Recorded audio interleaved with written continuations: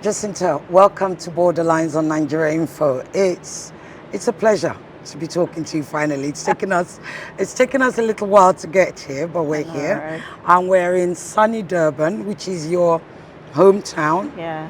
Let's get to know who Jacinta is, because as you know, I'm from Nigeria. I'm a Nigerian broadcaster, but Nigerians don't really know you. What they know is what they've seen on social media. Yeah. So I think we should start from there. Jacinta, from a little girl to Jacinta today. Tell me a little bit about yourself. What can I say? I'm a young lady, grew up in Durban. Well, I was born in KZN, Ishowe, which is like a homestead. Okay. It's more of a rural area, and we left there when we were young. And then we moved to Wamashu, which is more of a location where during the Group Areas Act, it was just a place dedicated to black people to live there. And that's where I lived until I was a bit older. Moved to Johannesburg, stayed there a bit, and then came back here to do tertiary education. And ultimately, this is where I ended up. Because it's my home, I think I feel more in touch with Durban. I mean, I've always loved sports. I've been involved in lots of things, you know, community activities. I've always been for the community. I've been an advocate for GBV and other community areas. I started doing radio when I was 18 years old in tertiary. And I was on radio until last year, which saw me get fired because of my March and March activities. And yeah, I've always been an active young person, always been vocal about my beliefs. I grew up in a very church environment. At home, we're Catholic, so that's where I got the name Jacinta from. Because it's a Roman Catholic name. Oh, Jacinta is a Roman Catholic name. Yeah, Oh, interesting. at home, we all have Catholic names. Right. Every single one of us. Right. So both your parents were Catholic? No, just my. I grew up with my dad ran away with my dad's family after the violence broke out in Ishowe, where I was born. That's when my family moved to Guamash. So what violence was that? Was that one of the uprisings? Violence. Right. So my grandpa, my dad's father, was an active ANC member who was part of the struggle, and he played a very significant role in the fight against apartheid. So when that broke out, I ran with my mom, who took us to this side of the world for safety, and that's how we landed up in Guamashu. And he didn't come after you? My dad? Yeah. Well, afterwards now, I mean, I have a relationship with him now, but back then it was, you know, who's this man? He ran away. But now I think we're good. But I've always had a relationship with my grandfather, because he remained behind even when the family ran that side. So he was closer to me than my father. So yeah. So are you from quite a close family then? Any siblings? Yes, I have one sibling. Okay, I have boy a or girl? brother. A brother. Yeah, I have a brother. But because my family grew up so close knit, my granny and my grandpa, we grew up like in a very big home, where my cousins were like my brothers and sisters. Of course. So I've got more than one brother and sister. Like my cousins are my brothers and sisters as well, and that's how we grew up, really. Yeah. Indeed. Well, it's nice to get to know you. So you went to university here, and then you worked in radio, and you said you left radio because... Yeah, so when this whole March and March thing started, there was a bit of tension with some politicians feeling like they were being disturbed in their space. And yeah, that's how I got fired, which I was fine with. When was this? Last year, you said? Last year, yeah. So the March and March has started since last year? Yeah. How did it come together? Well, what can I say? March and March started from my activism. Like I said, I've been on radio for a long time. I used to get a lot of complaints from people, various issues that had to do with people committing crimes, running away, being identified, police getting involved. But the most prolific moment for me, I can say, was when Like, I used to have like very weird dreams about children going missing. So there was a lot of children going missing last year, and most of them were never ever found, while some others were caught with people trying to cross the border. And that's how really this thing started like affecting me. And you know, I used to wake up with these vivid dreams of children being in containers and being shipped out of the country. And you know, there was a voice that said to me, you know what, if you don't do anything about it, it's going to be your child that's next. And that's how Much and Much started. But more than anything, the push factor also came when last year about 25 children died from spaza shop food that they had consumed. Spaza shops are the local shops. Yes, where shops, yes, yes. And you know, we waited for our government to do something about it. And So we were children died from the of food. them. 25 of them Yeah. from the food they consumed. Yes. In which area? Which area was Different the shop? areas. It was Johannesburg though mostly, but it was a series of. So the same thing. So 25 children died from different areas. Eating the same thing, or different types of food from those tuck shops. So when we waited for the president to give us like, you know, a prolific presidential response to the crisis, all he said is that the spaza shops must be registered, which caused a lot of anger, of course, amongst the people. this was last year, of This course. was last year, just before the march started. I think it was somewhere in January where we said, you know what, this is it. You know, this man is not taking this issue seriously. And we had our first march, and it was in March. That's why we called it March in March at the time. And that's when we took to the streets and we marched and had our first march. And afterwards, everyone was like, okay, what's next? And then we made it a continuation and called it March and March until we win, because we do feel like we're in a fight for survival as South Africans in our own country. Did the Ministry of Health respond at all? Did No. they respond? No, it was There was actually, no. like I said, there's never been any justice. The only thing the president said was that these spaza shops must be registered. And the police didn't respond either? And the shops remained open? They remained open. Were they able to identify the particular did say shops? There was some, no, they did discover what the substance is that was found in all of these foods. And it was some foreign substance that was from outside of South Africa that they say was found in all of these foods. So these were imported foods? Yeah. Right. And the spaza shops are not run by South Africans. They're run by Somalians and Ethiopians.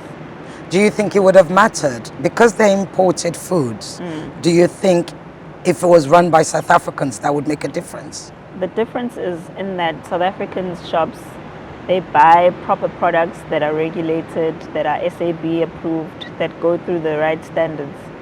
The issue with Somalians and Ethiopian shops is that they bring in counterfeit goods from the border, from these ships that come in with all these products, and some of them they buy expired goods from some of these big wholesalers and they sell them. If you can check the records, you'll see most of the goods that they sell are expired goods, and our government hasn't been responding effectively to our concerns as the citizens. So these containers come in and it goes to customs and they get cleared by customs.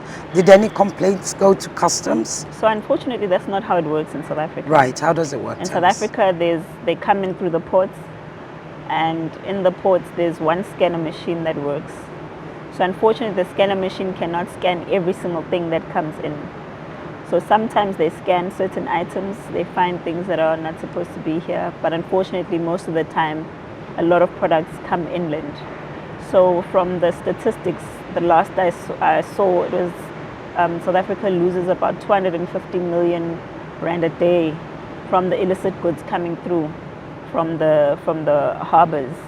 So it's really something that we've also raised as a concern, because we don't understand how that can be normalized, because it means anything can come in from our harbors and from our borders, and it's going to go on as if it's normal. So the people that run these borders, they are South Africans, I'm presuming, and have any of them been arrested?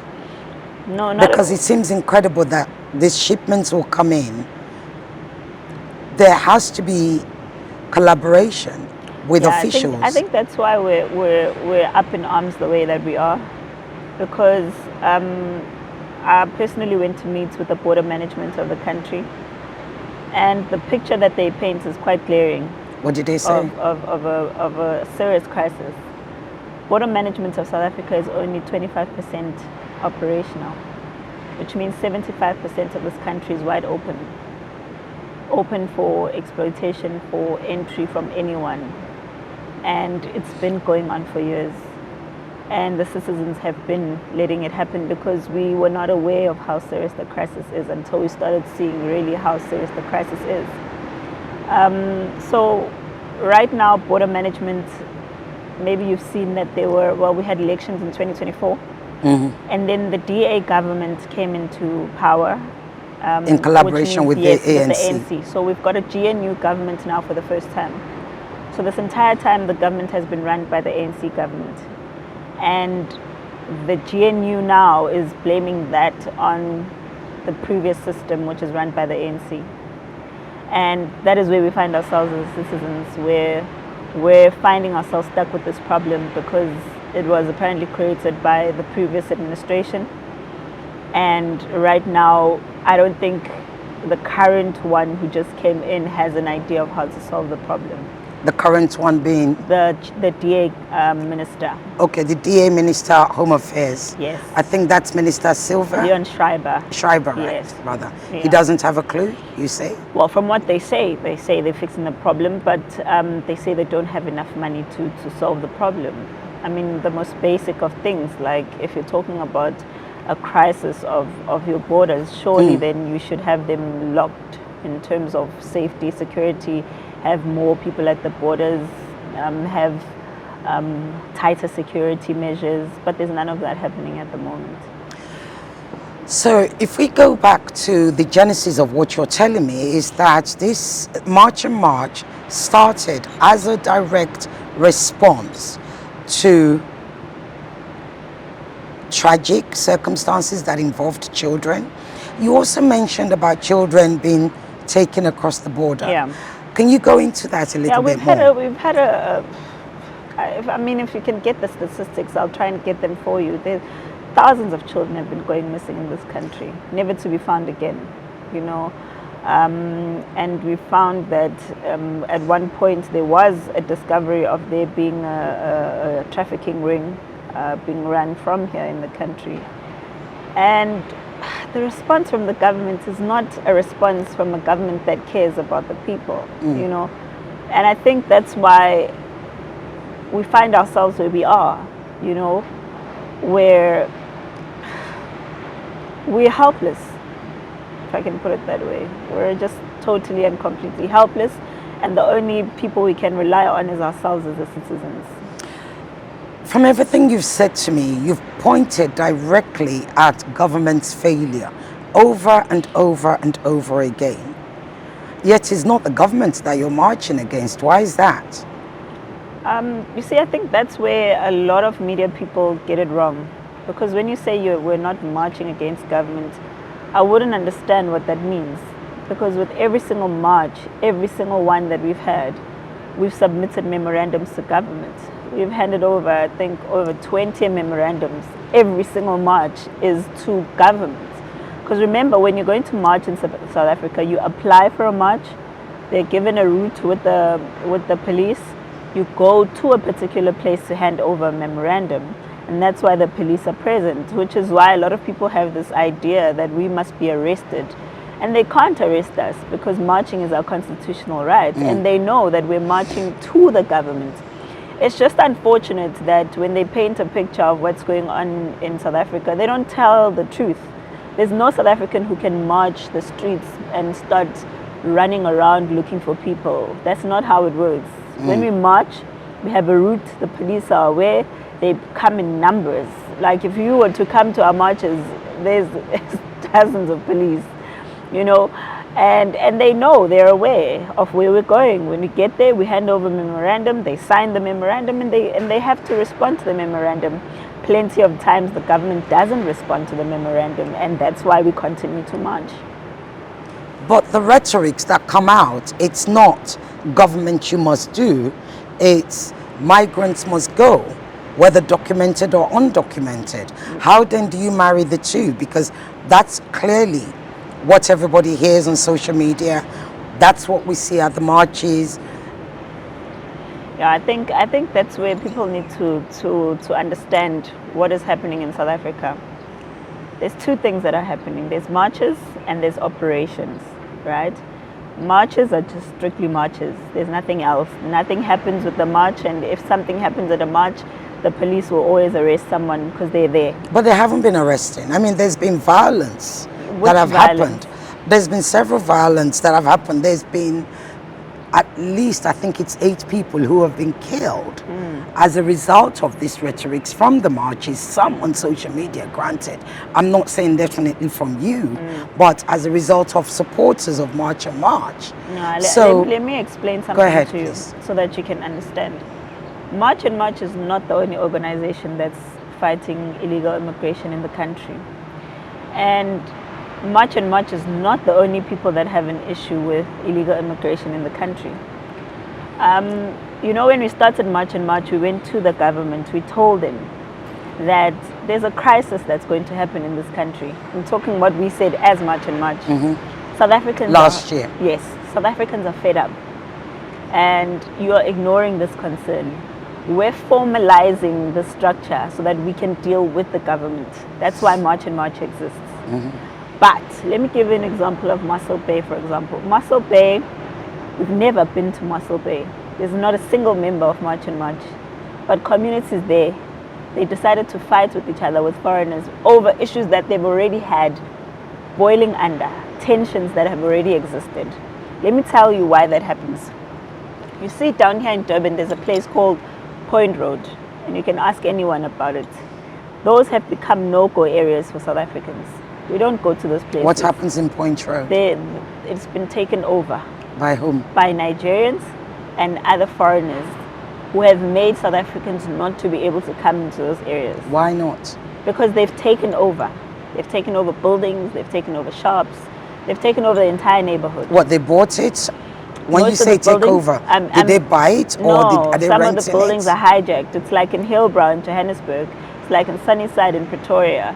It's like there's so many. All of these places have been mushing up all throughout the country. And who owns those buildings originally? Most of them have been hijacked. No, but who owns them? Who do they So belong what to happens originally? is, some of those buildings are municipalities, and of course they can only do this with Right, the help they're of government South Africans. buildings, Yes. local government buildings. So this can only be done with the help of a South African at a municipal office, right? Who has details of what buildings are there, which buildings are vacant, etc. They sell this information, right? People come into the building, it's empty, they start taking over the building. Can be a house, they do the same thing. They come into a house, the owner is living overseas, I've got plenty of cases of people with that problem. The owners are living overseas, and why are they not doing anything about They somebody's don't know. quota? So remember, South African law doesn't allow you to just evict someone. This is how they use the law to their favor. So once I come into your house, right, the law protects me if I don't have anywhere else to go.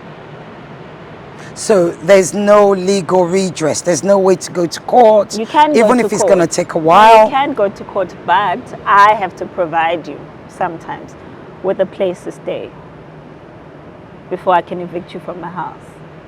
Right, so you have to replace a squatter. So what you're saying is they're squatting in these properties, and even if the owner comes back, some of the owners you said are abroad. Yeah. So even when the owner comes back and says, I want my My house property back. back, if they go to court, if they win, they then have to provide an alternative. Is that the law? Yes. Otherwise they can't be evicted Yes. unless there's an alternative. So I'm just trying to paint a picture for you how difficult it is for South Africans to go through these processes. So it's only now. So that what are the they doing government- with those buildings? Because So in the building, I'll share with you some videos so you can see of what they've done to some buildings. So it's people who are like an organized syndicate. It's not just ordinary you who comes from Nigeria who comes and says, hey, I'm going to take over a building. You wouldn't know that.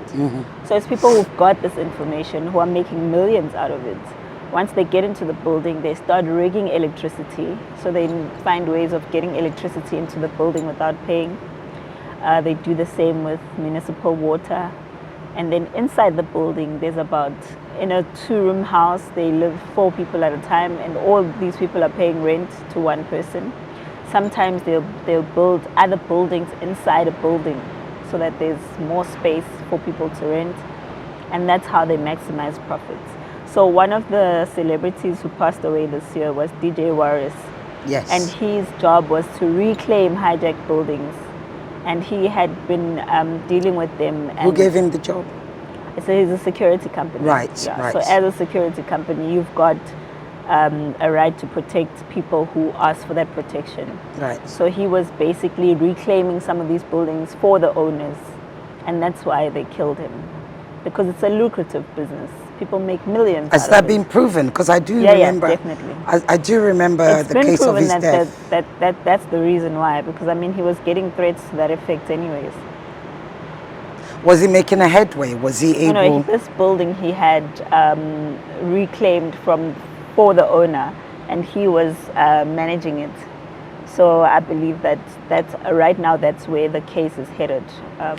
Which area was that building It's in Johannesburg. It's in Joburg. Yeah. Okay. Is it in one of those areas that you say is occupied Yes. by Nigerians or other migrants? Well, like I said, there's 2 issues here, right? And there's Nigerians who will be the syndicates who run the syndicate. Yeah. But the people living in the building aren't necessarily Nigerians. Because remember, some of these people are people who don't have documents to get a proper lease for a house. They'll be Zimbabweans. That's why we've got a whole host of Malawians sitting out there that people are asking, where did these people come from? Because they didn't have an idea that there's so many people who are undocumented living in the country, because they're living in these buildings or even informal settlements sometimes. So when we talk about syndicates, you will agree that syndicates are powerful people. Yes. And they tend to be in collaboration with the powerful authority. people, yes. And these are people, if they're in collaboration with the authority, then they have documents. Therefore, they are the ones taking advantage. Not really. So in South Africa, we've got a refugee and asylum seeker system. Yes. Which is what a lot of people use to their advantage. So in South Africa, people, once they come into the country, probably on a visa, if they're outside of the SADC region, they come in with a visa. But if they're coming from the SADC region, you just need a passport. Then you can stamp it and come into the country. Some of them don't even need a stamp. They come at the border, they say they're refugees and asylum seekers, and they have no choice but to let them in, because the law of the country says you have to let someone in if they say they're a refugee and asylum seeker. Well, South Africa is signed on to the Refugee Convention, yes. So that, but we're different. So in other countries, the refugee and asylum seeker process is done at the border. In our country, it's not that way. The person has to come inland to look for a Home Affairs department to do an application, which is what they're trying to change now, to make the application at the border. So that's why a lot of people are allowed sometimes to just come into the country, because they claim they're refugees, and then sometimes they never apply, or sometimes they do apply and they get rejected and they continue to stay, or they reapply. So we've got a whole host of people who have come into the country, claim to be refugees or asylum seekers.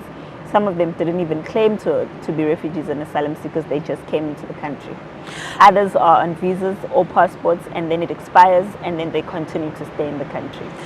Let's go back to these syndicates, because, and I'll tell you why. Again, we have to go back to the fact that syndicates are powerful.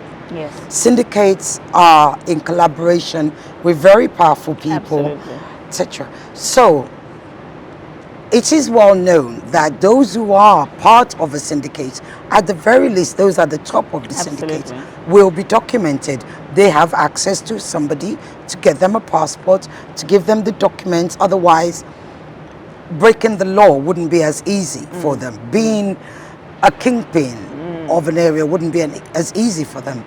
You spoke of the undocumented immigrants that then live in these buildings. First and foremost, may I ask, how do you know they are undocumented? How do you identify an undocumented person? Look, I don't think it's for me to identify them, but I'm talking about things that are trends that have happened regularly in the country and the reason why they would be undocumented. Remember, a person who is documented produces proper papers to be in the country and in a building and to be located. So most of them don't have those documents anyway, so they find a place that's easy for them to occupy, which is a place that doesn't require documentation. And remember, as you can see, like I told you, gave you an example of the Malawans that you just saw outside. Those people are 90% are undocumented, right? The other 10% are documented, but their documents are expired. So they are not supposed to be in the country anyways, because they come in with a passport or whatever. So this is something that we know has been happening. And we've even got TV shows on TV. I think that's the worst part about South Africa, is that we've got shows on TV that I talk about actually this. saw one Yes. of those TV shows. Yes, there's quite a number of them. There's one that talks about hijacked buildings. On DSTV, I saw Yes, one. there's one deals specifically with hijacked buildings. There's one that deals with drugs.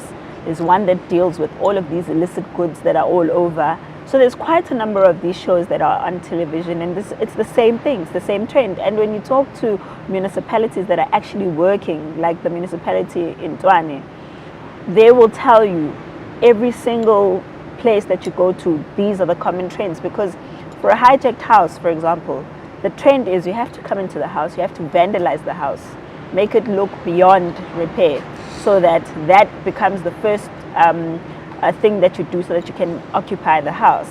So that's why I'm saying, you know, when you're saying that obviously it's people who have connections, 1000% agree with you, because these people who are running syndicates would never do that without the help of South Africans. And they don't live there.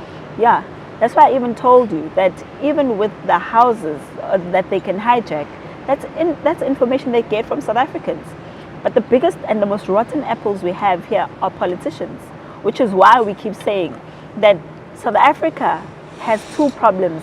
We have very corrupt governments on top of the immigration crisis, and that's why we find ourselves where we are today. But what many will say to you is, your advocacy, at least your activism, March and March, has led to very high tensions, which is leading to anti-black violence. What would you say to that? Well, I would say that's not true, because I mean, Operation Tutula has been in existence for a long time. But it's still black on black? No, I'm talking about March and March, remember? Yes. You wanting me to respond about March and March being the cause of anti-black black on black. I know Operation Tutula has been around for a long time. That's what I'm trying to explain on March and March's side. So Operation Tutula has been there. There's been Abahambe, there's been Progressive Forces, there's been plenty of other organizations before March and March even existed. And they've even been political parties, the Patriotic Alliance, the Action SA, etc., etc. They've been actively advocating for this issue of illegal immigrants. Now, March and March, I feel we found ourselves here because obviously I think it was a timing issue, because now there's the GNU instead of the ANC. So maybe it's a bit more impactful because the government is not one government. There's more than one voice that can speak for the government. It's not just one government organization that's running the whole show, who's authoritarian and wants to treat people like they don't exist. And I do believe maybe it's just a matter of it being God's time. You know, it was meant for us to be here and deal with it. And you know, this, I don't remember a time where March and March was talking about race. The one thing March and March has always spoken about was documents. But I do feel like people who want to make this about a skin thing are being disingenuous.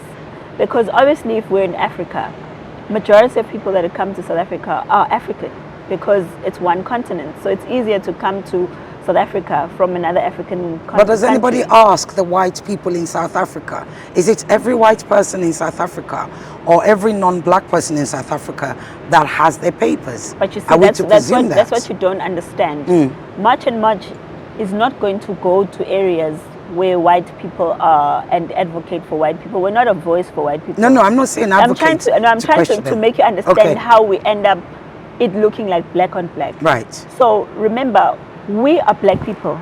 We are in black people areas. We talk about things that affect black people. So tuck shops and these killings of children wasn't happening with white people. It was happening to us as black people, right?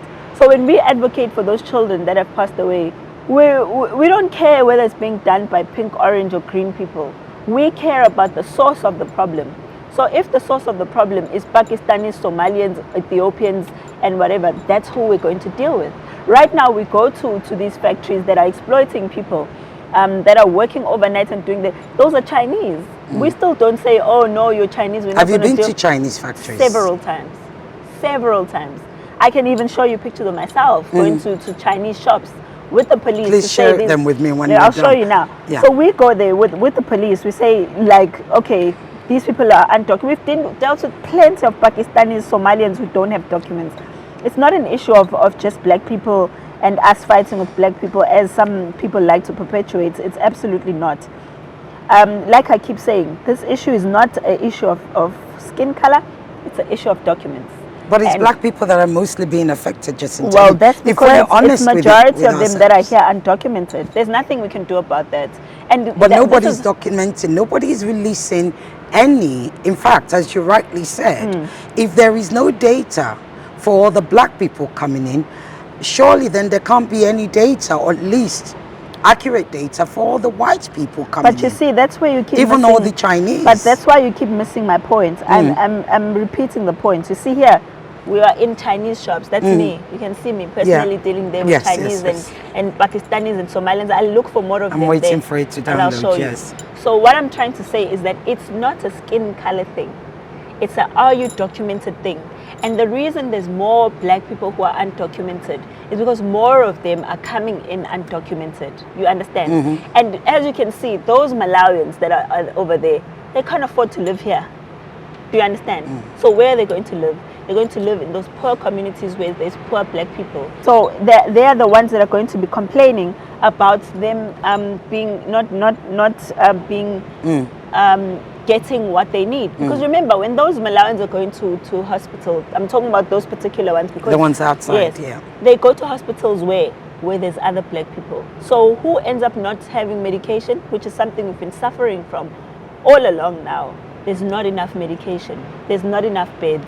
There is not enough space for people to go. So you can't make it seem as if this is a race thing. It's a struggle for resources, which is what I always say. And South Africa does not have enough resources for South Africans. Then comes Malawians who are having problems with their own governments. We understand they're poor, they're sad, and all of that. But now, it's not white people that are going to be suffering when they don't have beds in hospitals. White people are fine. They don't have to deal with them. They're the ones that probably even keep them and treat them like slaves and make them work 10 hours or 15 hours a day and pay them 100 rand. You know, white people are the ones that are benefiting from those Malawians. But look at where they are now, displaced, because they don't have money to go home. Who is not paying them the money? The people that are employing them. So this is exactly what we're saying, that we cannot have a system that glorifies modern day slavery just because we're saying it's black people. It can't be. Because remember, those same white people that you guys are saying we must fight against are the same white people. They come here and they worship and they treat like gods while we're trying to fight them for a minimum wage. How do you think we're going to get the minimum wage if they're the ones going to white people and replacing South Africans as the modern day slaves? It's not going to work. So I feel like it's a one-sided thing where you're thinking that we're fighting you because you're black. But no, you're the one setting us back as South Africans because we're black. Because if you're black and you're coming to go and compete with white people then, so that we can see that you're not fighting with other poor black people. Go and compete with white people. Why not?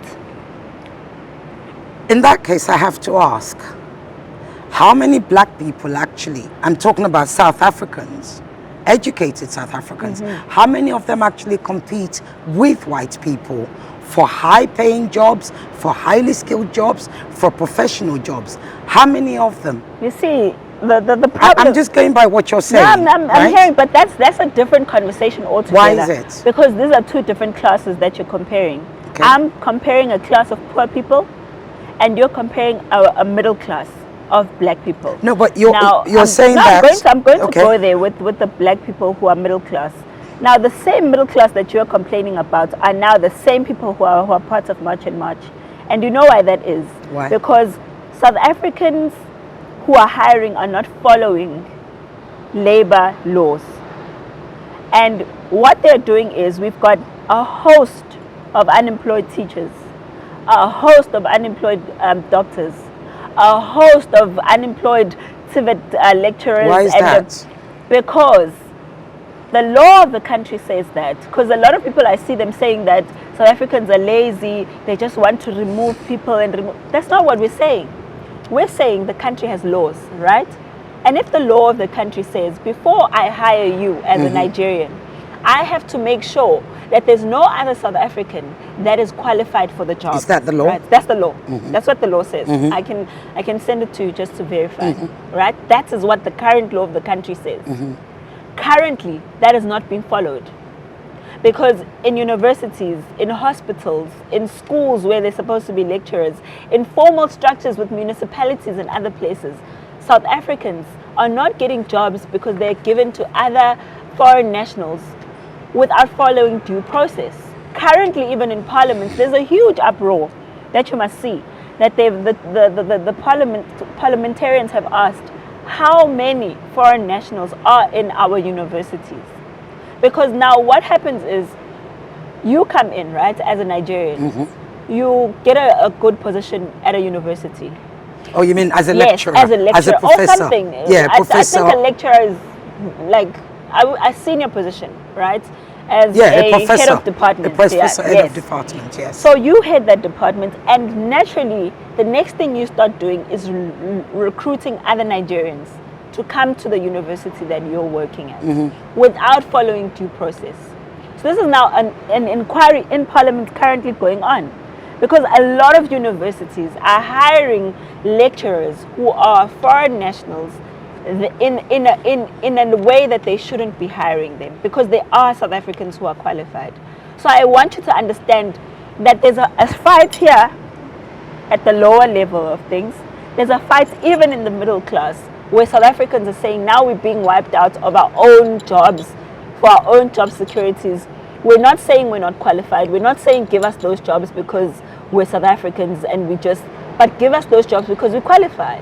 You can't go to another country and look for someone So are you who saying can do that there's a practice of discrimination against South Africans, or is it that the jobs, because I find why it's so difficult for you to believe. And I understand why a lot of people look at South Africans as crazy people. No, I don't actually. No, trust me, I understand. I actually don't. I'm saying I understand if you look at us as crazy Well, people. I actually don't. Because it's crazy that we're in this situation. It's actually ridiculous that we have to fight for something that's in the law and is supposed to be followed as per the law, but it's not. But what I find hard to understand is that you are saying that if a head of department, an HOD, is hired for a university anyway, and they tend to hire a foreigner, that's what you're saying, right? And if they hire a foreigner, a non-South African, that non-South African then hires non-South Africans, perhaps from the same country or otherwise. Zimbabweans do that a lot. Right. So, but here's the thing though. The head of department is not the head of the university. They are, some of them. I'm trying to show you. They're head of department. Remember, you can be head of department, but you also can be have another Zimbabwean in HR. I'm trying to find you this thing so that you don't think I'm creating stories and whatnot. It's not, I don't think it's that people are looking at South Africans as crazy. Certainly, I think you will find that most people would understand if, look, you are saying to government, government, we have a crisis in our hands of, you know, our porous borders which are not being manned. We are demanding that is manned. We are also demanding for stricter immigration laws. We are demanding for stricter laws against, you know, for clearance at the borders. Yeah. I don't think anybody's going to argue with you on that, Jacinta. I think what most people, whether you accept it or not, is that the rhetorics from your group, whether it's, I know there's Ayahamba, which I think it means get out, is that correct? Abahambe. Abahambe, yeah. Yeah, it means get out, right? Yeah, or something like that, yeah. yes. I know of those. Don't but get out. What does get it out mean? Sounds bad. Pardon? They must go. They must go. There Yeah. you go. Well, pretty much the same. It's get out sounds well, worse. Okay. Well, no, they must go. Get out. You know, I know of that, but those groups are not the most prominent. Yeah, those groups that's what I'm saying. are not the you ones know why we're the saying most prominent. 30th of June. You know what? You know why they're not the most prominent? Why is that? Because they've never pulled marches with the crowd that we have. Which is why you have to accept that March and March has to take responsibility for what? For the tensions. No, we're not. For the anti-migrant. Because, no, like we're not going said, to take responsibility. If March and March was saying, look, we are fighting for everybody in the country because we want this country, we want government to do better by us. Yeah. We want that to start by government securing our porous borders. We want that to start by government putting out stricter immigration. We want that to start by government having faster, quicker, more, you know, clearance with integrity for those who come in with refugee. In fact, even if you were demanding, we want government to review the refugee laws in South Africa. I don't think anybody would have a problem with that at all. But what is and cannot be denied is, much as you say, those people outside, the Malawians who were outside, I think is Durban Drive-In. That's right, old Durban Drive-In by the sea. Much as you say, look, all of those people are undocumented, all of those people were living in these houses which are run by cartels, etc. Much as you say that, at the fundamental of it is humanity. And that is the question. Where does March and March draw the line between government's failures and humanity? So given that, can I just find out from you, Go ahead. in terms of humanity, what role do you think we played in them being at the drive-in, and you feel like it was our fault to create a humanitarian crisis? If I can just get clarity. Okay, like I've just explained to you, all those other groups you mentioned, they're much smaller. March and March are the forefront. No, it's fine. Let's say you are the we're face at the of forefront. that. I'm just trying to get... And the rhetorics that come out is anti-migrant. You are not saying that when you are not saying let me tell you something. Yes. Let me tell you something. When I started March and March, when I started March and March, even our first march was directed to the government. There was no foreign employment involvement at all. None whatsoever. You didn't mention anything about migrants, foreigners? Of course we talk about that because we're talking about illegal immigration. Yes, but you were directing it. Yes, that's what I'm trying to tell you. What was the chant at that time? What was the... No, it's always your been... slogan? No, it's always been Abahambe. That's not going to change. Right, it's got to... Because obviously Abahambe, because they're in the country legally. Because you can't tell me that, I always say, you can't tell me if you come into a country legally, you're innocent. Of course you're not. You know what I mean? Why not? Why are you innocent? You came into my country legally. Okay, so... What makes you innocent? Let's talk about that. Okay, there are people, when people are refugees and they come into the country... I don't... You see, that's why I avoid... I don't like having this conversation about... No, let's have it. We're being honest. You know why? Because every time we talk about this, the first position that people assume a migrant is a victim. Okay, Because if you're saying to me that they're a refugee, you're automatically giving them a victim label, which is not fair. But do you not believe that there are refugees? Not everyone is here. No, not everyone is a refugee, I agree. Exactly my point. Majority of the people we have here are not refugees. They're not. But there are 7,000 Those people refugees. are economic migrants. They are not refugees. How do you know? Have you seen Because their papers? they were working. But They have you don't seen have their papers? papers. But there are 7,000. They arguably. So wait. I'm just saying. So wait. Arguably. You're saying the to me, groups wait. I that- want to find out what makes you believe they are refugees. Maybe if you can define that for me. Right, that's what I'm saying. From looking at them, we decided they're refugees. No, not from looking at. I'm just saying to you, the groups who support them, okay, will tell you that these are documented refugees. Yeah, Permit me to finish. Yeah, to the 90, point. I'm talking about factually here. Let's talk facts. 90% of those people are undocumented, right? Most of them, majority of them, say they went there because they needed to get home before the deadline. That's what they said. They want to right? go. Yes. Yes, right? So I'm asking you, from that analysis and from those statistics, From what they said. what makes you give them the label of refugees? Like, Right. why? And this is what I'm saying to you. Let's separate it. You said those who want to go, those people that have said, we've come here because we want to leave before the 30th. Yes. Because obviously people are petrified. They're afraid. And nobody knows what's going to happen. We'll talk about that later. I interviewed documented migrants yesterday. Right? From where? From Nigeria. I have them, I interview them, and they say they're documented, but they want to go because one, they're afraid. There was a man who had been here for 30 years. Okay, he said, I've seen this happen many times. Okay, I've seen the violence, but this one is different. He said, I go into a shop and I'm attacked.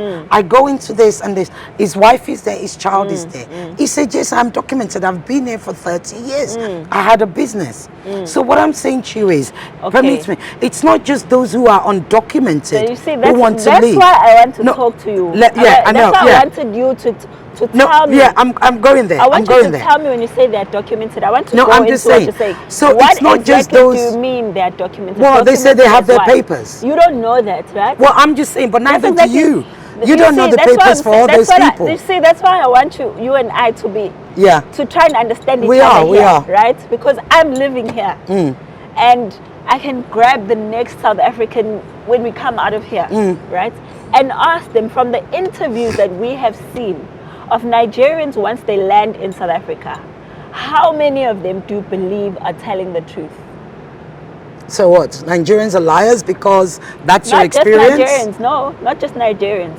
All the people once they leave South Africa. Once they leave? Yes, I mean when they land in their countries, Okay, from yeah. what they're explaining. Once they evacuated, yeah. Once they start describing what was happening in South Africa.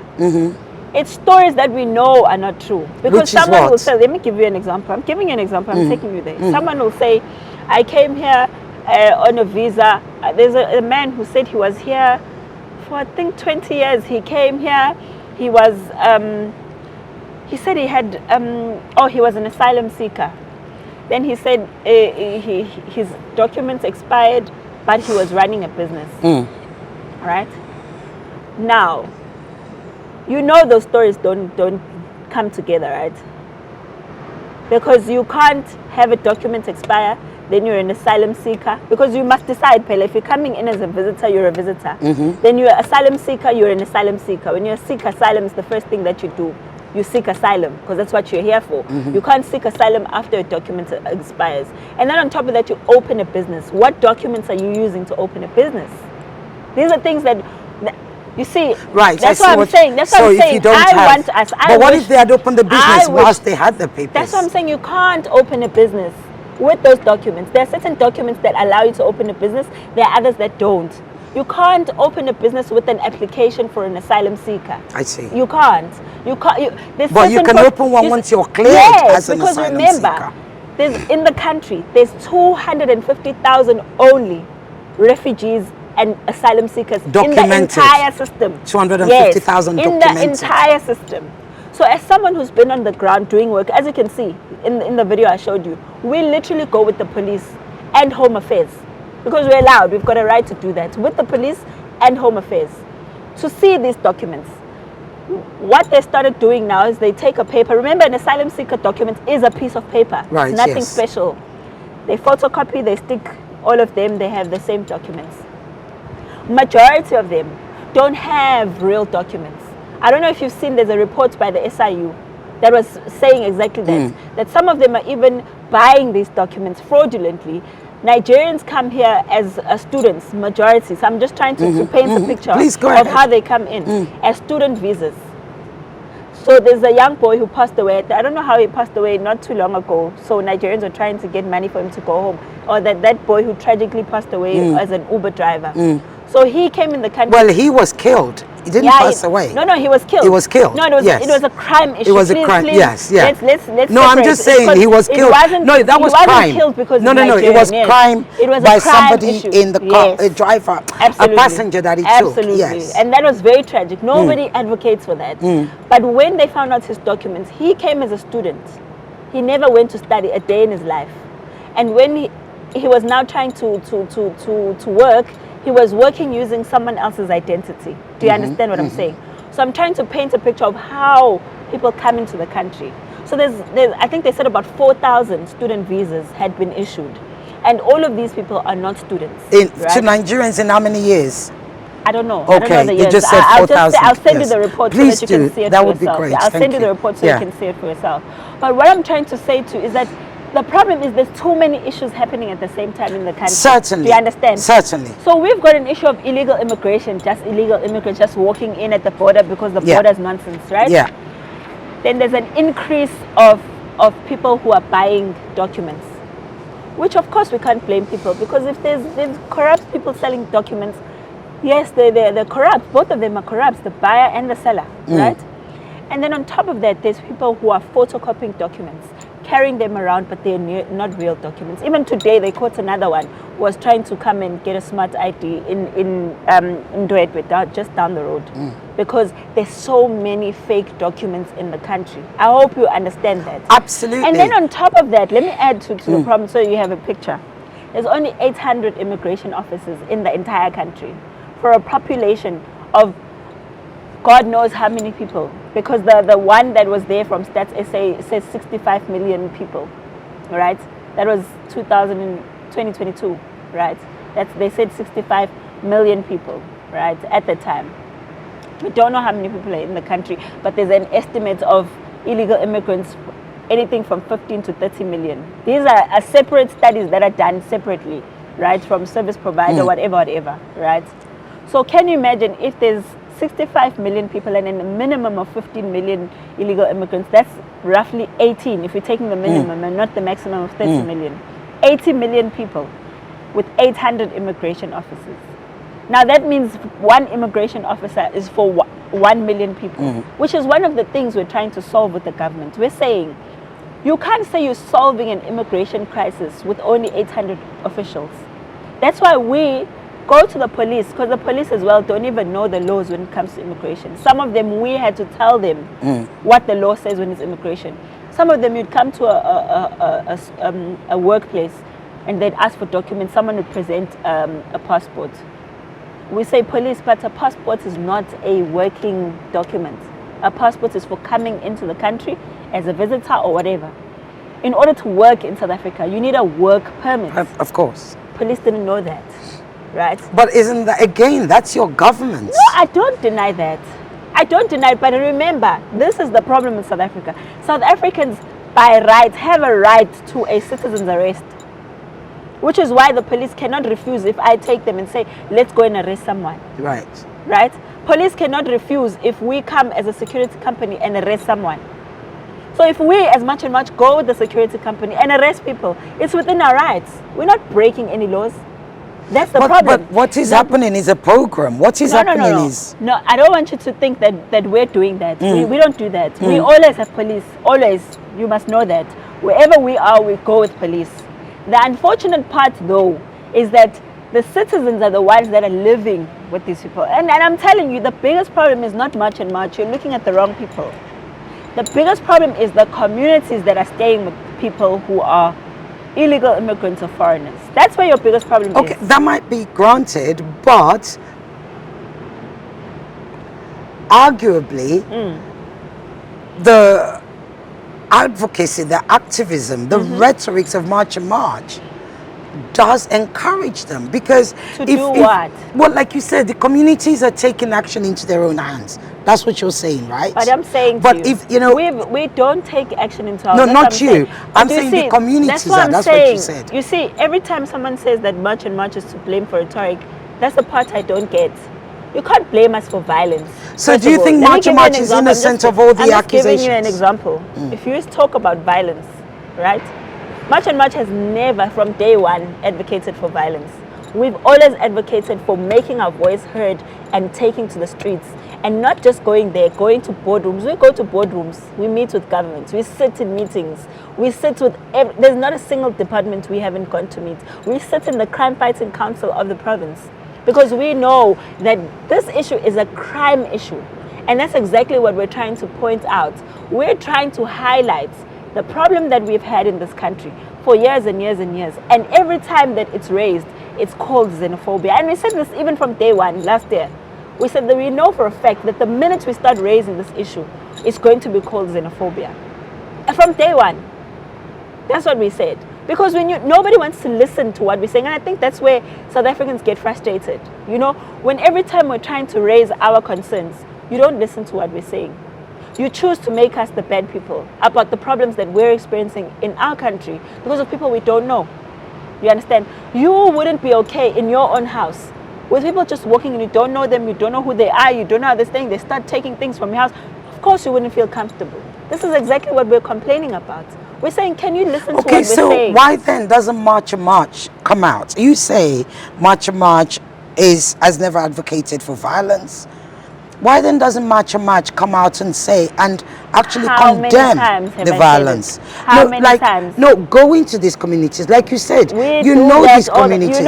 You know the community leaders. I just had a march now, a march with thousands of people, thousands. I said the same thing. I was on TV saying the same thing. You see this video here with 1.8 million people? That's one. I'm saying the same thing. The first one? Yes. It's got 1.8 million views. I'm reiterating. What's the volume? I'm reiterating exactly that. It's in Zulu. And I'm doing it in Zulu on purpose. I'm doing it in Zulu on purpose. So that people can understand what the message is. So what's 30th of June about? So the 30th of June was not announced by us, right? There's March and March, there's Phakela Umthakathi, there's Ngizwe Mkhulu, right? We're three different entities. Three different groups. Yes. Yeah. So Phakela Umthakathi has his own thing where he'll march. You'll see him sometimes. We're not there when he marches. We're not there. Which one is that? The guy that's wearing the Zulu, wears the Zulu outfit, yes. right? Yes. He's a different group. He's got his own organization. So he's not part of March and March. No. Right. He's called Insizwa. Yes. Right. Ngizwe is a media personality who has always been in the media, who's had a following even before March and March, right, or the issue of illegal immigration. He's always been a public figure. He's always been a celebrity with followers, etc. Right? Now, Phakela Umthakathi is his own person, right? But we march together when we're marching together. I don't know if that makes sense. Absolutely. Right? I hear that. But he can do his own thing, some way. But these are the people, like you said, this man is speaking in violent rhetoric. They say, show me your friends and I'll tell you who you are. So if March and March is not for violence, why then are you marching? Let me repeat. No, I'm just saying, why are you marching with them? There's no way, I can't refuse anyone to march with March and March. Anyone and everyone has a right to march and say what they... But knowing full well that, like you said, March and March is not... If you're saying he's advocating for... I've never seen him advocating for violence. These are people that carry weapons when they're marching, right? Do you want to see a Zulu wedding? Well, no, it's not that. I'm trying to prove to you. No, I understand. I'm trying to say I to you. do get that. I'm trying to say but to you. a Zulu wedding is not with chants on the streets of South Africa. I'm saying to you. With threats going to the vulnerable. But who goes to the vulnerable? Because the march is to the streets. The march is to the streets. The march is going to the government. Every single march we have has a memorandum. I'm repeating again. But where's your government office? It's wherever we're going. No. As in, where is the president's office? We've been to the president's office, the Right. union buildings. Right. So why is the march not every time? But we can't in listen those to offices. listen to what I'm saying. Listen to what I'm saying. In South Africa, there's 3 spheres of government, right? The there's local national government, there's provincial government, there's and local yes, government. absolutely. So it depends on where the march is going, right? So national marches, that's when you'll see the 3 of us together, right? That's why you will see us going to union buildings together. That's why you'll see us going to the provincial government in Gauteng when we're together. That's why you'll see us here and having the mayor or the premier come and collect a memorandum here in Durban, etc., etc. You know what I'm saying? So that's a national march. But when they do their provincial marches and whatever, they go to municipalities. They go to the provincial departments of Home Affairs to come. Because remember, sometimes we don't go to Home Affairs. Home Affairs will come to where the march is. Do you understand? I'm getting Yes. So every single time we march, we hand a memorandum over to Home Affairs. But it doesn't mean we're going to Have you Home met Affairs. with him? Have you sat Who? with the Minister of Home Affairs? Several times. I sit, if I can show And what you. has he said? What has he said? You know, the Minister of Home Affairs, we don't sit with him directly. We sit with Which his is the office. Democratic We sit- Alliance yes, we Party. sit with with the DG. We speak all the time. The people who are the role players in that department. But not the minister himself. Yeah, the minister hasn't made time with us, but we went and spoken to the DA to present our case, to state the reasons. We've gone to the BMA. We've gone to the when we are asking for inputs on Yes. on changes to the white paper. Yes. We've done that. We've gone to Parliament. I've been to Parliament to make a presentation on this. The minister was there as well. So that's what I'm trying to say, that we're not just marching the streets as much and much. I want you to understand that. That's why I'm trying to help you to differentiate between these 3 people. There's March and March, which does their own thing. There's Pagalum Tati, does his own thing. There's Ngizo, does his own thing. But they are not the only ones as well. There's other organizations. There's Progressive Forces, there's Abahambe, there's Operation Tutula, there's this and that, there's Truck Drivers Associations, there's LACO, etc. Right? That's why I want you to understand this, right? So LACO will be the one that deals with the labor inspectors, making sure that South Africans are hired, etc., etc. That's how it works. It's just that March and March just gained prominence because for some reason, you know, in Ghana, they started trending that Victoria had told this Ghanaian that he must go home. People said that's Jacinta of March and March. It was Victoria. I was like, okay, it doesn't matter because the message is the same anyway, you know. Somehow, gracefully, I'm not going to run away from that. March and March takes the blame for it all. Let's talk about education. Unemployment. Yeah. In South Africa. Yeah. South Africa still has one of the world's worst, highest rate of unemployment, especially with young people. Yeah, youth unemployment. Yeah. Youth unemployment. Yeah. Isn't that a bigger crisis?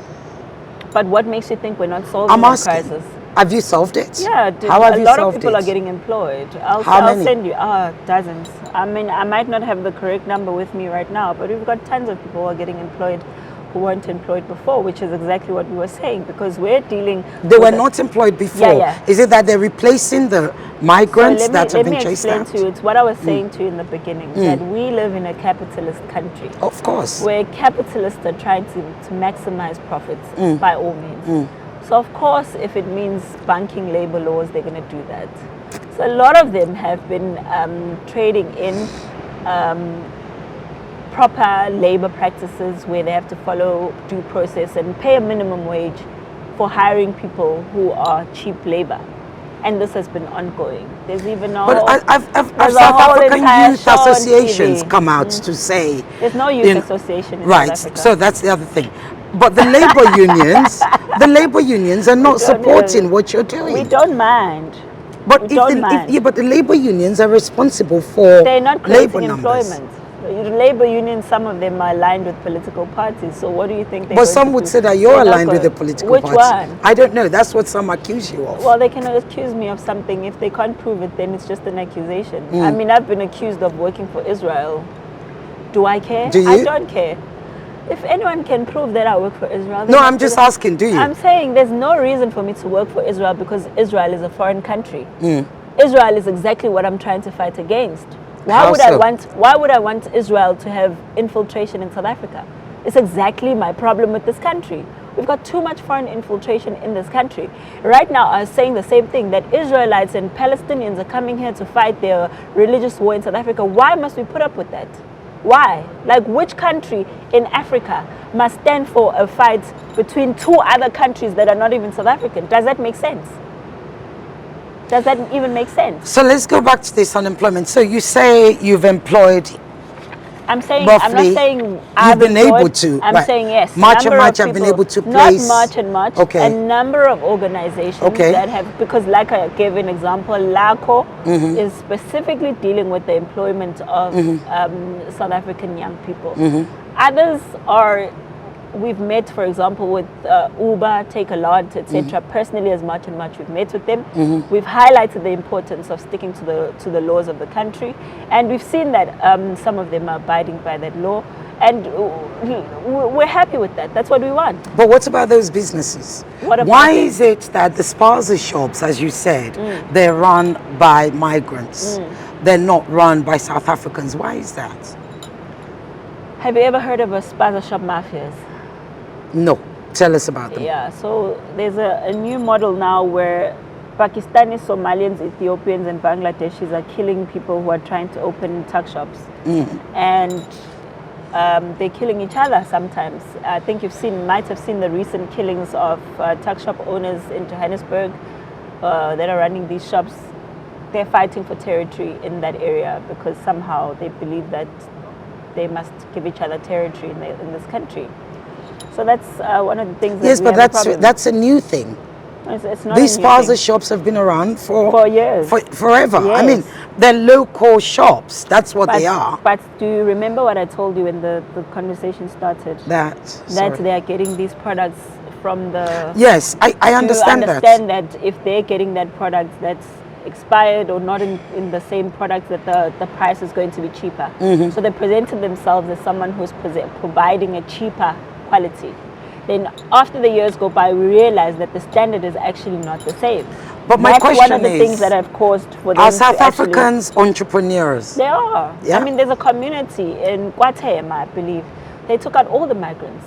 Those shops were run by South Africans all these years. We've always been, those families, those shops have taken people to school. They've made people entrepreneurs, lawyers. They've made them doctors. People who came from those, these were the shops that we grew up around. KwaNtombela, KwaMhlongo, you know, that's how we grew up. We never had these foreign shops being owned by Somalians and Ethiopians before. This is something that's new to us. And that's why there's children that are dying now, because the standard is not the standard that it's supposed to be.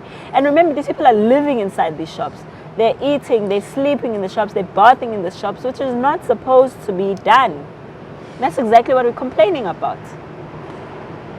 Historically, all over the world, migrants, whether documented or undocumented, migrants are economic migrants. They go somewhere, they work their way up from the bottom, and then they end up getting to where they want to get to. Save up the money, do, like you said, low-paid jobs, save up their money, open their shops, open their businesses, because by and large, they don't want to work for anybody. Yeah. Why is that such a bad thing? It's not a bad thing. Nobody said that's a bad thing. Well, what you're saying is because they're not documented. No, you don't understand what No, I'm you have saying. a problem with the kind of food that they bring in. You're not listening to what I'm saying. Oh, forgive me. Go ahead. We don't have a problem with migrants, right?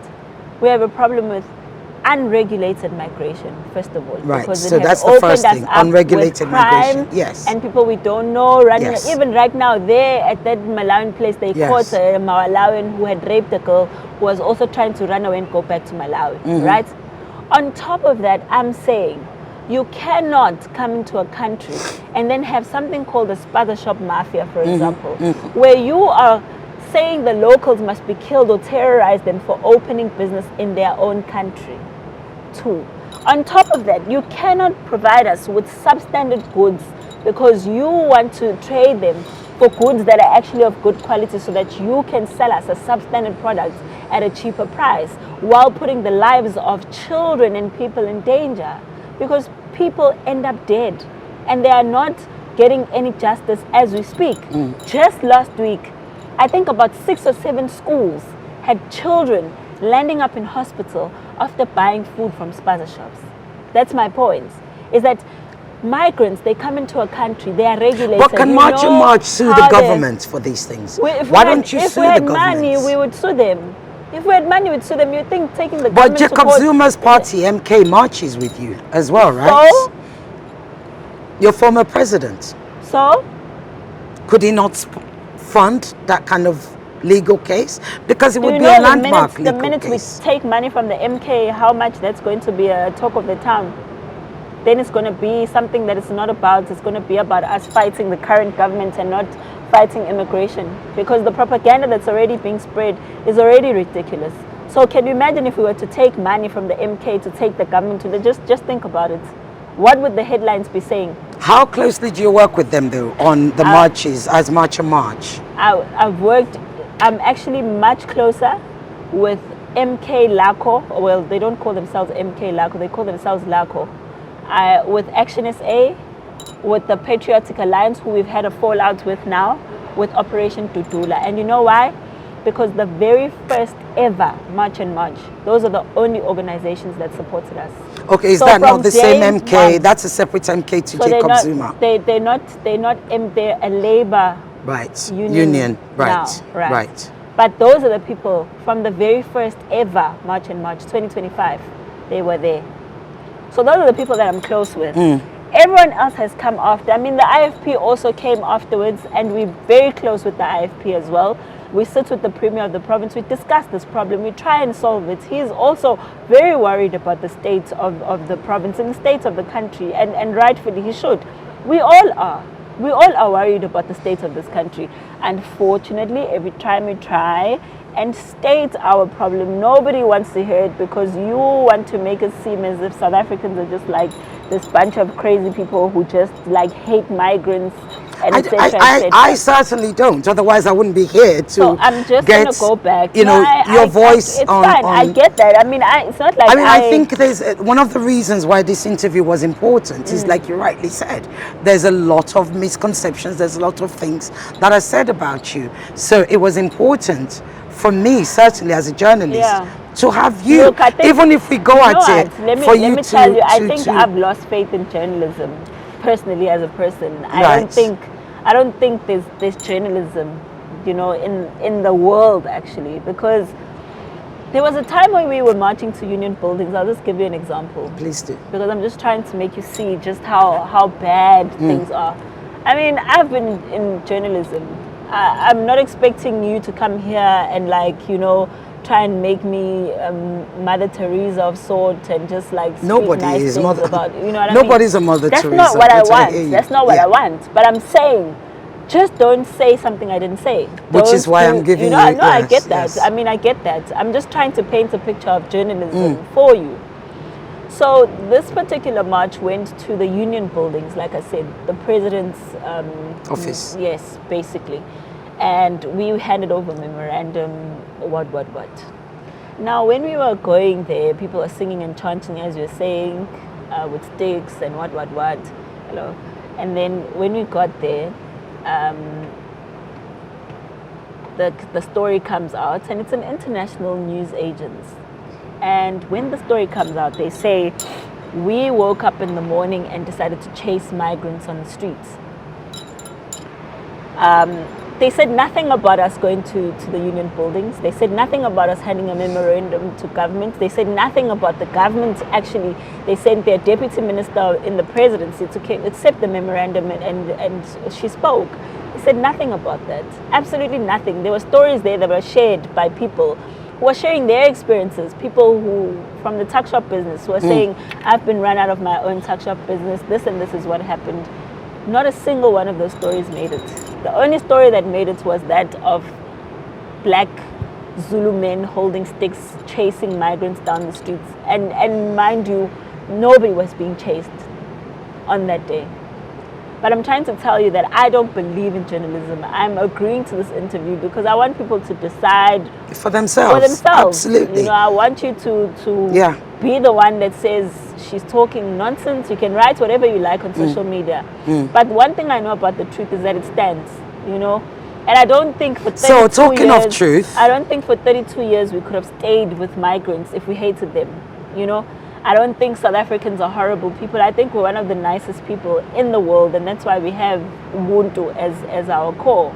But eventually, but the same we'll South come Africa, to South the end. Africa has been the greatest beneficiary of Pan-Africanism. No, that's So not true. That's not why true. is it not? Because let me tell you something. Pan-Africanism, if you can calculate how many people left South Africa to go to other countries to stay there, it's at about 50,000 people. What is that? Why is it measured in numbers? It's measured and in not numbers. in efforts. No. I'm going there. I'm going there. South Africa currently has donated the most to healthcare in the entire Africa of all African countries. What in aid to the in AU? aid, yes, in aid. In aid. South Africa currently has hosted some of the most loose rules when it comes to migrants. In South Africa, Yes, they do. In South Africa, refugees and asylum seekers are practically citizens of this country, right? But you know why that was?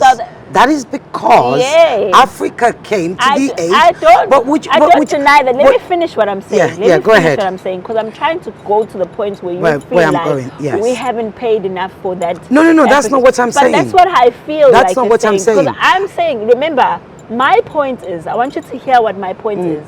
I'm saying for 32 years, we have returned the favor. That's my point.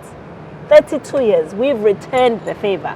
We've sacrificed of ourselves so much. We've given up our cities.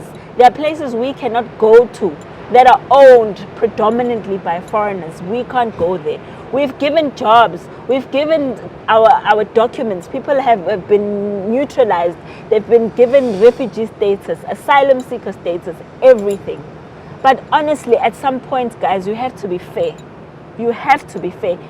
Everyone cannot want to come here and we must keep quiet about it. Undocumented, Absolutely not. untraceable, committing crimes, doing all kinds of things. And every time we try to say something about it, you're not listening. You want to say xenophobia, Afrophobia, hate. That makes you like block out completely what we're trying to The say. actual issues that you're trying Because to put when we across. sit on Sundays and we watch Sizokuthola, I'm sure you've seen Sizokuthola. Is that the one I said with I the don't know big which lady one. which goes to the No, that's Zandi. house. That's the one. Yeah, that's the one Zanzi.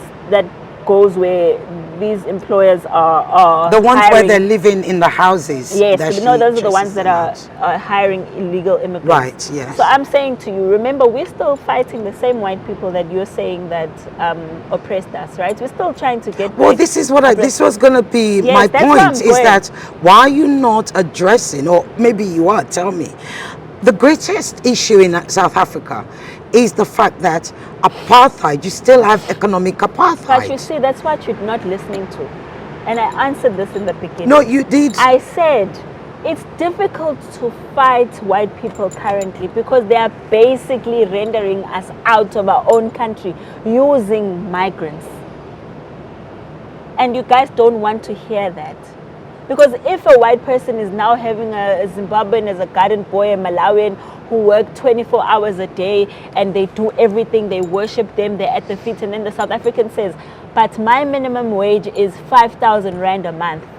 And you come as Sarah from wherever and you say, I'm going to take 2,000 Rand. Does that fight not set us back? Of course it does.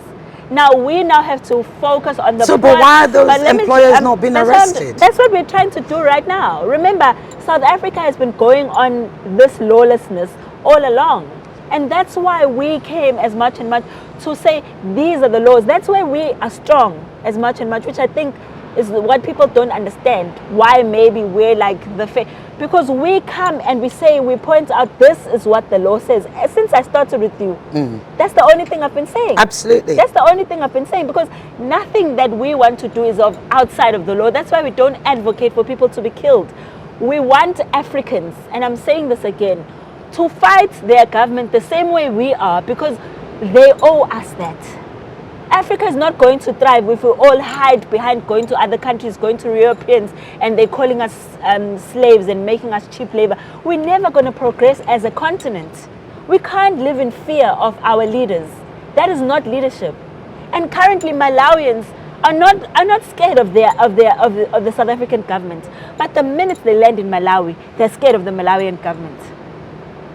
That's the problem. Because now here they are slaves to white people. The same white people you want us to fight. We are fighting them, but you're setting us back. And now when they go to Malawi and they land in Malawi, they know the laws and the rules because they respect their government. Here in South Africa, we protect the human rights of people. Why is it not every single African country prioritize the protection of human rights of its own citizens? Absolutely. That's what we're complaining about. Well, you have the repatriation flights going, or the evacuation flights, if you want to talk about that. You have the Malawians also moving their people by bus. Ghana has done the same. Countries are responding. But you see, that's not the point. No, you're talking you're about saying that it shouldn't start I'm again. talking about they shouldn't even be here. You understand? Because the government is not providing them with what they need. And when you listen to Malawians who are talking about this issue, they are complaining that these migrants are the ones that don't want to go to school. From what we've been reading, they're saying, these people, they keep running to South Africa because they're lazy. They don't want to go to school. Then they make us look bad to the rest of the world. That's what you mean they're saying. Malawians Yes, in Malawians Malawi. in Malawi. That's what they're saying. You understand? Which is one of the things that I was saying, is that in South Africa, that's why we're emphasizing the vetting process. Because we want migrants in the country. But give us good migrants. We want those good Nigerians. Do you know what you sound like? Doctors. We want when you good say migrants. give us good migrants. I grew up in the UK. Yes. And I grew up, I don't need to say my age on camera, but put it this way, I grew up at the time of heightened racism in the UK, and we have the same thing occurring again. And that is the language of white supremacism. They always say, give us the good migrants, give us the good Nigerians. Okay, so what am I supposed to say? Give us the bad migrants. No, give us the good black people. So what am I supposed to say? Am I supposed to give us the bad migrants? But do you realize how your language actually... you're not listening to what I'm saying. That's why I think you want to compare me to white people. No, I don't. Not at all. I'm not white people. I'm not at all. What I'm trying but that's to say, the language of... I'm not racist. I'm not saying you I'm are. not Permit hateful. me. Permit me. I'm talking about what's happening in my country right now. I'm not going to account for what's happening in the UK. I don't know why white people say that. I'm talking about what's happening in South Africa. Because if Malawians in Malawi, you hear me, are saying that these people are the ones that don't want to get an education, that's why they come here and they do all of these things. We actually get the same from Nigerians who say the people that are coming to your country to commit. I've had several Nigerians, I can even show you some of the inbox if I can find them. The people who are in your country committing bad things are Igbos, because they are the ones that like committing crimes. These are things that they have told me. These are people in their own countries. But nobody ever said idiocy is unique to any part of the world. No, and that's there are idiotic people all over the world. But what I'm saying, there's no country that is wrong for saying they want good migrants. But if you there's say, nothing wrong with that, because if you, as a Nigerian, say you want good South Africans to come to Nigeria, there's nothing wrong with that. Okay, there's nothing racist about that. But these are the same good Nigerians, as you call it, that you say take the job of an HOD. You don't. I'm just saying. In South Africa, we've got Nigerians who are doctors, right? Yes, who are providing a scarce skill. Yes. Which is something we applaud. Okay, so you're okay with that. Why wouldn't I be okay with that? Hold on, because you said earlier that South Africans were being discriminated. You don't understand. I was explaining what the law says. The law says that you must employ South African first. Listen to what I'm saying. There's IT specialists that come from outside of South Africa that are providing skill that no South African has. Correct. The law allows that. It's perfectly fine. I'm saying we can't afford ordinary doctors, like entry-level doctors, to not have jobs, because we're taking entry-level doctors without any special skill from outside of South Africa. That's my point that I'm trying to make, because I'm quoting exactly what the law says, and the law is not wrong to say that, because you don't want to close out opportunities for your own people who don't have anywhere else to go but to this country. Home is home. That's my point that I'm trying to say, because, for example, if we've got teachers, currently we've got so many Zimbabwean teachers that are not in this country, right? And when you follow... You have many Zimbabwean teachers in South Africa, right? Yes, I'll give you the numbers. I don't have them right now. Please remind me to give you I all will, of this. don't worry, I'll because send you a forget. message. So we've got a lot of Zimbabwean teachers, but we've got a high unemployment of teachers. You understand my point? And that is why South And that's Africans- local authority. Are the teachers not employed by local authority? We're not denying that. No, I'm just That's asking. exactly my point. I'm So what we're asking. doing as much and much, like I tried to explain to you, we're going to meet with ministers. We meet with the government. We meet with premiers of provinces. We meet with the police. We meet with officials. We even take our concerns to parliament. That's why we mingle with political parties, right? Because remember, we're not in parliament, but political parties are in parliament. So when we have a complaint, we take it to a political party to raise in parliament, right? That's why we have to have a relationship with political parties. You understand? So that's what I'm trying to explain here, is that right now in South Africa, all of that is being fixed because for a long time it's gone on as if it's normal, whereas laws were being broken. Even with those employers that you're saying, the white people, that's why those people are sitting outside, because now they're scared that they are coming into the spotlight, because all along they were using those people as cheap labor, which is exactly what I'm saying, is that that's our duty, to highlight what the law says and why people are breaking the laws. That's the point. Okay. Let's talk about the 30th. Yes. What's the plan for the 30th of June? What should we be expecting? I do wish I could stay till then, but I can't, The unfortunately. 30th of June, once again, it was a date that was announced by Phakelo Mthakathi, right? He gave it as a cut-off date for all people who are in the country legally to self-deport and go home. Because our government, when we spoke to them, they said that deportation is very expensive. This is what they said. Deportation is very expensive. We can't afford to deport all these people, and therefore that's why it's taking so long. So I believe that when he said that, it was a motivation for people to go to their country and leave the country, obviously because they know they're not in the country legally. And then when we saw the dates is like gaining momentum, everyone is talking about it and they're aligning into March and March. Obviously now we're getting worried, like, okay, because what is going on? What is this about the 30th of June that everyone is talking about? So he tried to explain it, to say that it's not an event.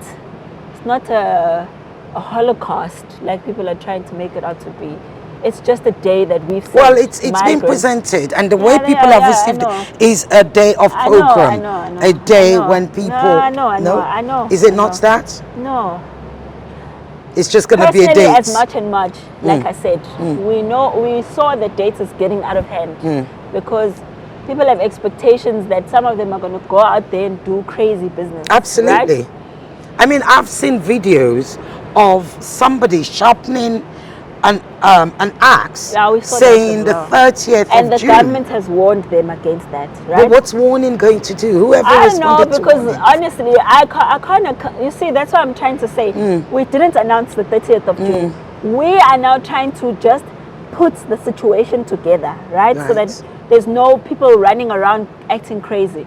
But at least when we gathered in one place, we can have a march, and there's police and there's security. We can manage that. Are you going to march on the 30th of June? We'll have to. We don't have a choice. Because if we don't march, people are going to start doing crazy things like the one you just said. Right. That's the problem. Because now everyone associates the 30th of June with March and March. Yes. And if we decide to sit back and not do anything and say, we're not going to do anything, what is the government doing? Why don't you say they're having press we will conference. have our march on the 1st of July or the 5th of July? Please do not do anything on the 30th of June. Oh, they're not going to listen to that. They're not going to listen to that. Because the 30th of June has been... It's taken on a life of its own. Even by government, right? Even government, even the international world is now talking about this 30th of June as if like... Then I said I even said to the government, the problem is the communication of the government. Because why are you creating fear? Like people must just be scared. If you are scared, for example, let's say if they felt like we are scaring people, why not call us? You understand? Call us and say, guys, the 30th of June, what is going on? Yabo, how do we mitigate the situation? Let's sit together. How do we fix it? You know what I mean? Don't go onto public platforms and keep saying, oh no, we are ready. We've got this much police. We've got this. It's adding to the fear. I was saying that we've had hundreds of marches. We've marched almost every day. You haven't seen people going and But we do see, though. No, I mean, but we've not got our not much. We do see individuals. That's exactly and all I why can say is that would it not be? No, I am asking. This is a question. I'm frustrated because now I know, have to get account you. for things No, it's other not, people do, and I'm trying my best. It's not. I get what you're saying, that it's not march and march. But when you see these videos of people, individuals going into shops, gangs going into shops saying get out, doing this, doing that. Do you no, what I'm saying is, do you not feel like I like stop this? Have you said stop? I've said it several times. I even showed you a video. I've been on TV saying the same thing, that we've never advocated for violence. We don't. Do the other groups? Do you know? Amber no, in Austin, and all of yes, them. they do. They do. They do. But how do you tell somebody to stop when you're holding weapons during your march? I'm trying to tell you that weapons are part of the culture. It's just part of the Zulu outfit. Even if I show you wedding videos right now, they're still holding sticks. It's part of the outfits. It's got nothing to do with terrorizing people or beating them up or whatever, you know. And that's why I'm repeatedly trying to explain that there's a cross messaging somewhere, and there's a lot of fear. Obviously, I understand it's coming from things that have happened in the past. I get that. But also try and be rational when you're looking at things, you know. Try and sift through the message. Listen to, when I speak, listen to what Jacinta is saying. Don't create your own version of what I'm saying. If you've never heard me advocate for violence, you can't then say that's what I'm saying. Because every time, like I say, I continuously say, we are dealing with the government. We hand over memorandum to government. When we do operations, yes, we're going to find illegal immigrants, we're going to remove them because they are breaking the law. They're not supposed to be in the country. But we're not going to do that on our own. We're going to have the police there because we're allowed to do that by law. But everything must be within the law. Okay. But we have to force the government, unfortunately, to do this with absolute vigor.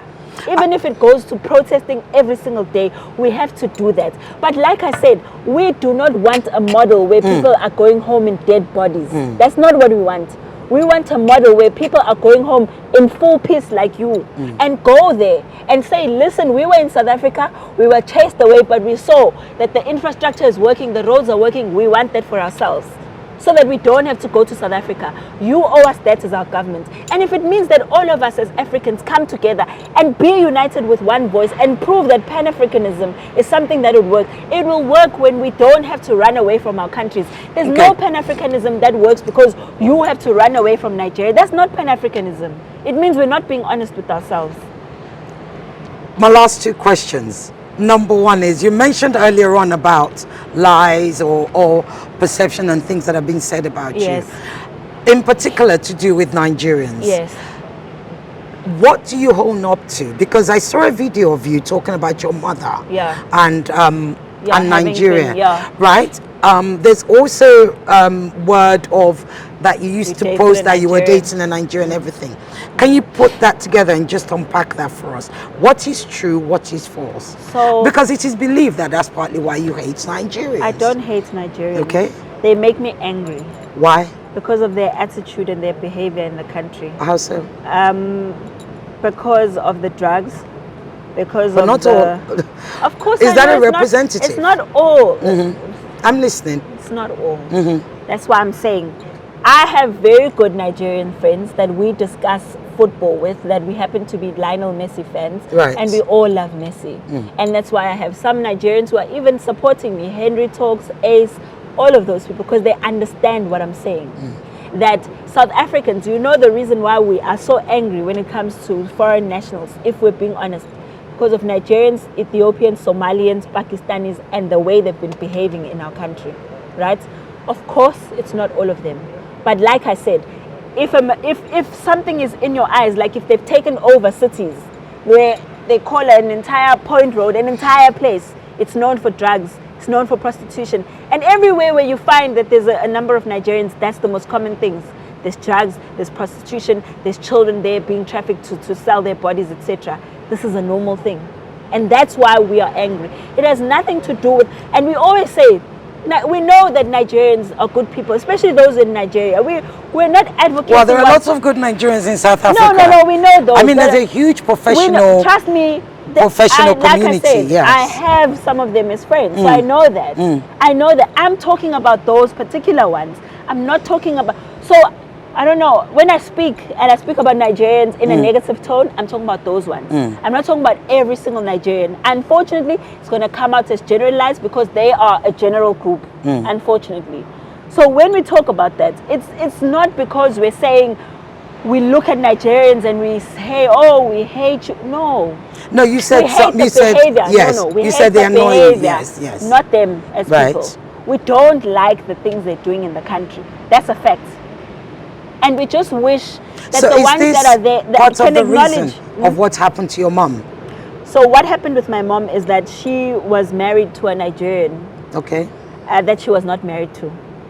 And she was told when she tried to divorce, they said when she tried to remove the marriage and do it, they said she had to divorce and he would give half of it. And that was the whole fight around that. Do you know where he was? I mean, did she know him? Don't know the person at all. So how did she end up being married to him? It's the thing I was telling you about, the Home Affairs fraud and corruption. Right. That they do that. It was a normal thing, long time ago, before they tightened up the system. So now the system has become tighter, but now what's happening is... But can a South African woman give a man nationality? No, they definitely do that. Some of them No, do that. I'm just asking. Can a South African woman remember, give nationality to a non-South African man? Like I said, the system has been tightened. Before it was easier. You'd automatically... But I think your law is that a South African woman cannot give nationality to a non-South African man.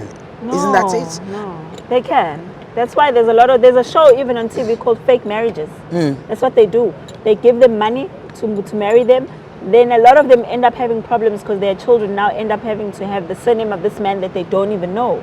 So they're asking this presenter on TV to help them find this man so they can annul this marriage because it was a fake marriage. So it's a thing that happens. Right. Yeah. So it is possible for a non-South African male to marry a South African female and then get a citizenship. Yes, it's very much possible. Is there naturalization? Yes. But why is that rarely ever spoken about? Why is it always documents? I'm just asking. Because naturalization is a more difficult process. Right. Yeah. So citizenship is easier. Right. Naturalization kind of makes you a full citizen. Yes. You're able to vote, etc., etc. So that's very difficult. It's not as easy as getting citizenship. Okay. Yeah. Okay. So your mom, going back to your mom, that we were talking about, that a lot of people end up being married with people that they didn't. I think that's where this first sort of pain came from, if I can call it pain. And you know, just being around people sharing their different stories, man, it hasn't been nice. But like I said, you hate the actions, you don't hate the person. Yes. That must be very clear. Because I mean, I've met Nigerians all across the world. We still get along, we still fine. There's, like I said, there's other ones where we have football in common. We sit, we talk about it, because you don't hate the nationality, you hate the actions. And I really the actions wish of some. Yes. In our country, I think it's most in our country. You think most Nigerians in South Africa are criminals? Not necessarily. They don't have to be criminals. It's the behavior. Yeah, but behave in what way? So if they're not criminals, what's the other behavior?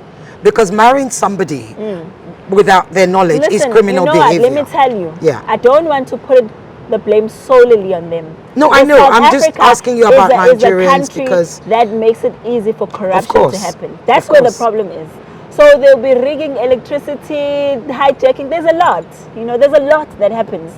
And I don't want you to take, like I said, I'll send you some of the stories so you can understand. You know, it's not something that you must take at face value. Okay. Like I said, since October, even 2 episodes ago, it's always on Sunday. Always on Sunday. There's always Nigerians selling drugs. And but do you not think those programs actually add fuel to the fire? They make things worse. That's why I was they inflame. That's why I was saying to you why Much and Much came about. Much and Much came after Sizzle Tola. Sizzle Tola has been playing for 3 years. And that's why people have been getting angrier. And that's why we also decided to take a stand, because people in communities were getting angrier. Because the one I watched, even though they take them away, right? You don't ever get to see the results of how many were documented, how many, how many were undocumented. So it gives a framework of, we've arrested 100, 200 from this house. And I saw the woman talking to them. I mean, for a start, the way she speaks to them is totally unacceptable, I have to say. But outside of that, the framing is, we've come into this house, we've taken all these Malawians out, you know, and then they put them in a bus. And those they go. ones, it's for the ones I was telling you about that get employed. You never get to hear. I'll show you the crime one that I'm talking about. Yeah, I'm just saying, you never get to hear the result of when they take them to the police station or when they take them to the ministry.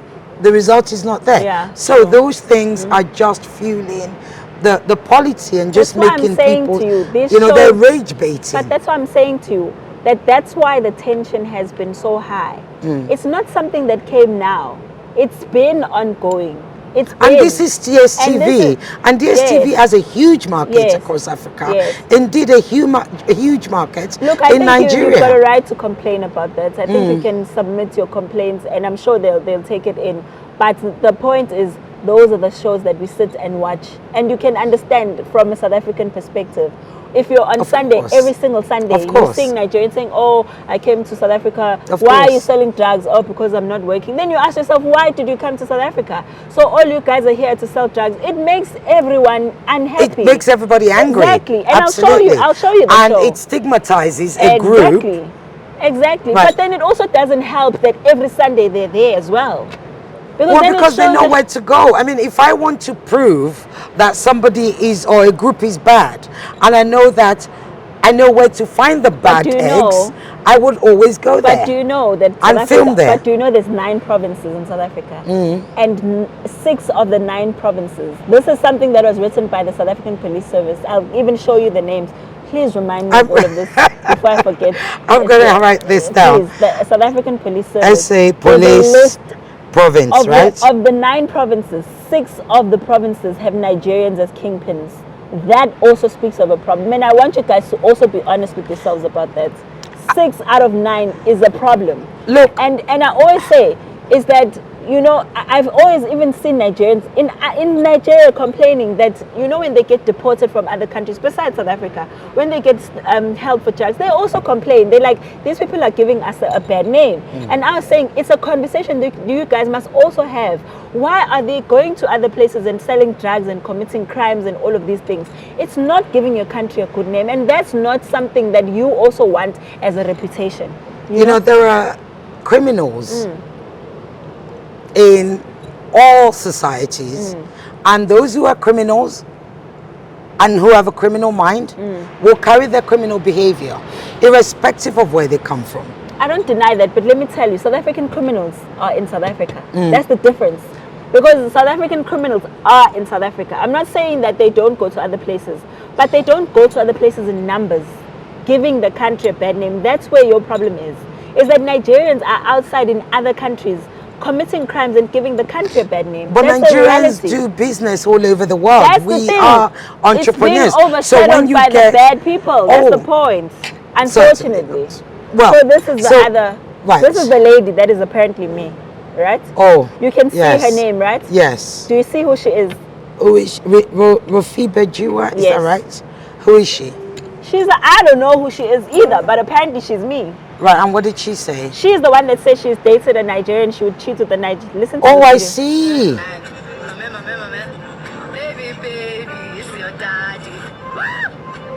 Oh, I see. I need to show it to the camera. Yeah. So you can see who owns the So you've never dated a Nigerian? In my life, no. I love Nigerian people. I've never. You see?